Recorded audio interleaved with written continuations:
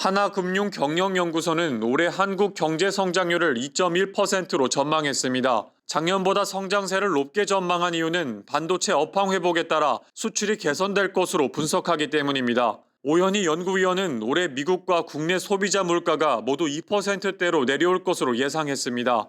하지만 지정학적 요인과 기후변화 등 공급 불안 요인이 남아있다며 서비스 물가가 기대만큼 완화되지 않는 점을 우려했습니다. 미국과 중국 그 G2의 그 경제가 어느 정도 성장을 하느냐가 이제 글로벌 경제의 그 향방을 좌우할 것 같습니다. 미국 같은 경우에는 고금리 영향으로 인해서 소비를 중심으로 성장세가 좀 둔화될 것으로 예상이 되고, 중국 같은 경우에는 부동산 리스크라던가 내수 부진 등으로 인해서 4%대 성장에 머물 전망입니다. 기관별로 조금 차이는 있지만 올해 2024년 성장률은 지난해보다는 다소 높은 잠재 성장률을 소폭 상회하는 2%대 초반으로 이제 대부분 좀 보고 있는 것 같습니다. 저희 연구소에서는 지난해 1.3%, 올해 2.1% 그렇게 예상을 하고 있습니다. 올해 성장세가 지난해보다 좀 높아지는 그런 이유 중에 가장 큰 것은 반도체 업황 회복에 따른 수출 개선 기대 때문입니다. 지난해 이제 통관 수출 기준으로 우리나라 수출이 7.4% 감소했는데요. 하지만 지난해 10월부터 이런 흐름이 조금 반전이 되고 있는 모습입니다. 지난 2년 정도 국내외 금융시장과 경제의 가장 큰 그 키워드 중에 하나가 물가였다고 생각이 듭니다.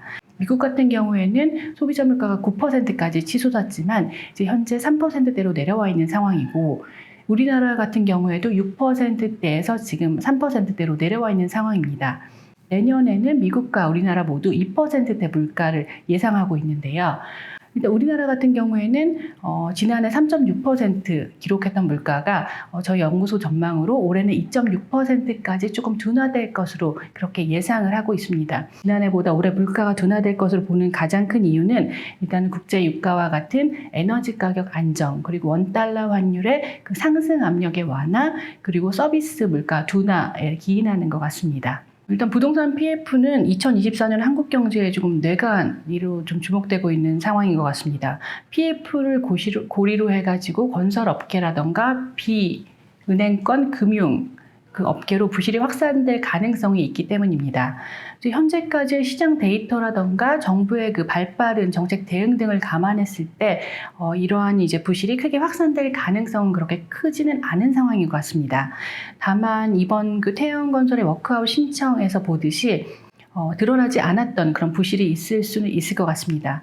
그렇기 때문에 향후에는 이제 브릿지론이라던가 수익형 부동산, 그리고 이제 부채 부담이 큰 건설사 등을 중심으로 좀 모니터링을 강화할 필요는 있겠다, 이렇게 보고 있습니다.